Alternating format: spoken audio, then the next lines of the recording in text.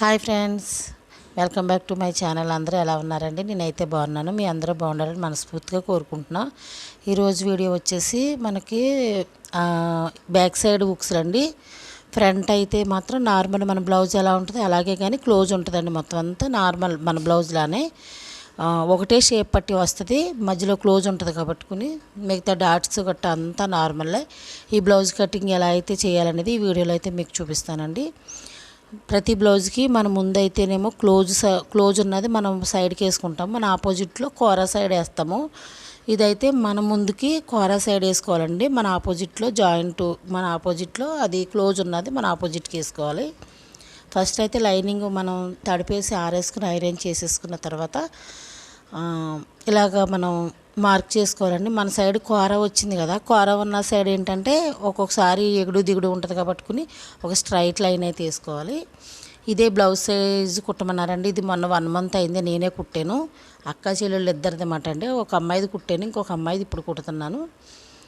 దీని మీద కొంచెం ఒక 1 inch లూజ్ పెట్టమన్నారండి. దానికైతేని నడుము లూజ్ అయితే మామూలుగా మనం ఎలా అయితే తీసుకుంటున్నామో అలాగే. ఇప్పుడు మనం తీసుకునేది బ్యాక్ సైడ్దేనండి, కాకపోతే ఓపెన్ ఉంటుంది అంతే. లెంత్ మొత్తం అంతా కూడా సేమ్ ఒకేలాగా తీసుకుని ఇప్పుడు మనం నడుము పొడవది తీసుకున్నాం కదా, ఒకసారి అయితే మార్క్ చేసుకుందామండి. చంక డౌన్ది మనకి ఇల్లు మెజర్మెంట్ బ్లౌజ్ కరెక్ట్గా ఉందని ఇచ్చినప్పుడు మళ్ళీ మనం టేప్ అయితే వాడాల్సిన పని ఏమి ఉండదండి. ఇది కరెక్ట్గా ఉన్నప్పుడు ఆ బ్లౌజ్ ఎలా అయితే ఉందో సేమ్ అలాగే మనం మార్క్ చేసుకున్నామంటే సరిపోద్ది. మనం టేప్ ఇంకా మళ్ళీ వాడాల్సిన పని అయితే ఉండదండి. ఆ బ్లౌజ్ ప్రకారంగా మనం కొలతలు పెట్టేసుకోవచ్చు. ఇప్పుడు మనకు ఒక 1 inch ఎక్స్ట్రా పెట్టమన్నారు కాబట్టి 1 inch ఎక్స్ట్రా మనం లూజ్ అయితే పెడదాం. చంక దగ్గర నడుము దగ్గర పెట్టాను, అలాగే చంక దగ్గర 5.5 ఉంటుందండి. ఈ అమ్మాయి 5.5 అండి. షోల్డర్ వచ్చి 5.5, చంక డౌన్ కూడా 5.5.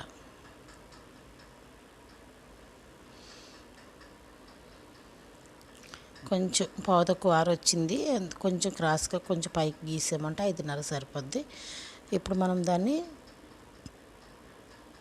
1.5కి ఒక మార్క్ చేసుకుని కరువు స్కేల్ తోటి ఆ రౌండ్ ఎక్కడికైతే సరిపోతుందో కరెక్ట్గా మనం సెట్ చేసుకుని కరెక్ట్గా మనం అక్కడికైతే డ్రాయింగ్ గీసేసుకుంటే సరిపోద్దండి.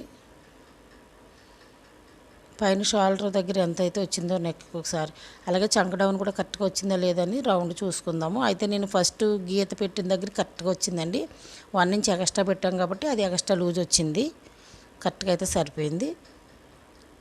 పైన అయితే 2.5 నెక్కది, కింద అయితే 3.5 వరకు పెట్టానండి. ఎందుకంటే ఇది బ్యాక్ సైడ్ హుక్స్లు అనేసరికి మనకి హుక్స్లు పట్టి వేసేటప్పుడు కంపల్సరీ కొంచెం లోపలికి మనం మడుస్తాం కాబట్టి లోపలికి పోద్ది కాబట్టి డీప్ వెనకాల ఎంత పెట్టుకున్నా పర్వాలేదండి. నేనైతే 3.5 పెట్టాను.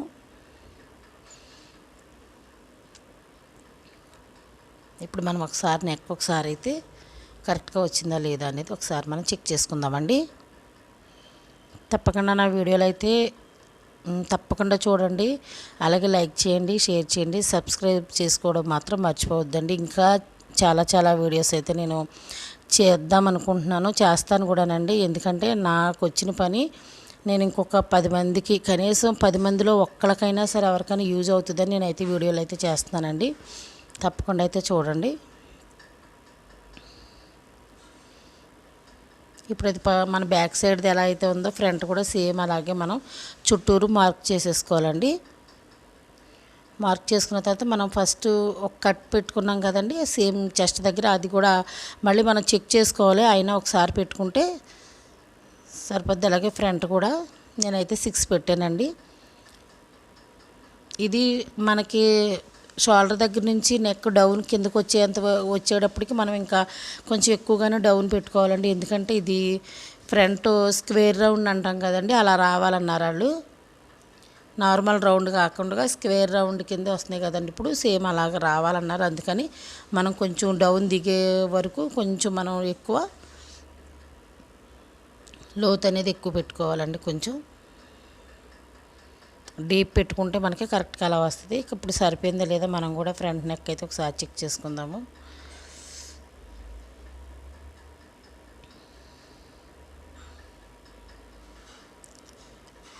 ఇప్పుడు ఒకసారి మళ్ళీ చెక్ చేద్దామండి.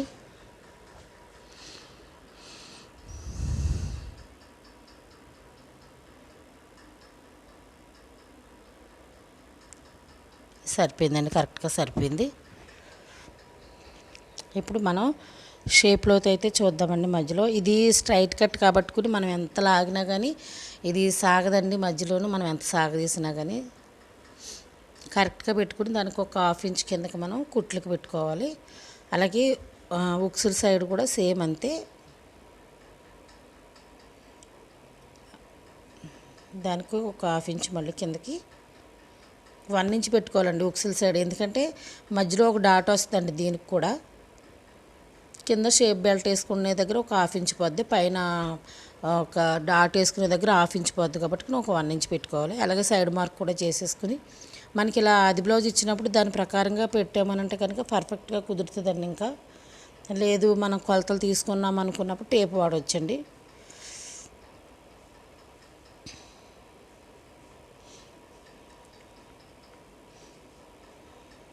మూడు ఇంచుల వరకు ఉందండి డౌను. ఆ 3 ఇంచుల దగ్గర నుంచి 2.5 మళ్ళీ ఎక్స్ట్రా మనం డాట్ కోసం వేసుకోవాలి. ఇప్పుడు మనం ఒకసారి ఫస్ట్ నుంచి కొలుచుకుందామండి, కరెక్ట్గా సరిపోయిందా లేదనేది. అక్కడి నుంచి మళ్ళీ చివరికి కొలుసుకుంటే ఖర్చుకి సరిపడా ఉందండి.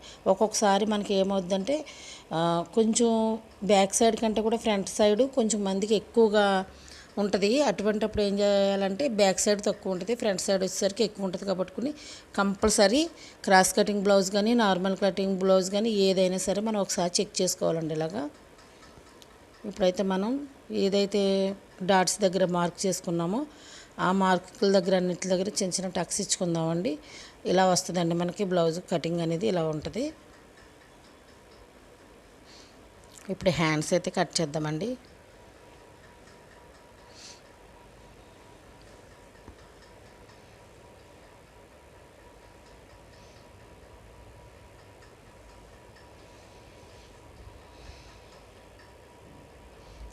హ్యాండ్ లూజ్ దగ్గర ఒక మార్క్ చేసుకుని దానికి ఒక 1.5 ఇంచ్ ఎక్స్ట్రా పెట్టుకుందాము. అలాగే కరెక్ట్గా పొడవు ఎంతవరకు వచ్చిందో దానికి ఒక 1/2 ఇంచ్ పైకి పెట్టుకుని చంక రౌండ్ దగ్గర కూడా కరెక్ట్గా పెట్టుకుని ఒక 1.5 ఇంచ్ ఎక్స్ట్రా పెట్టుకుందాం. 1.5 లేదండి, ఇది కొంచెం తక్కువే ఉంది. నేను అవసరమైతే ముక్క జాయింట్ చేసుకుంటాను.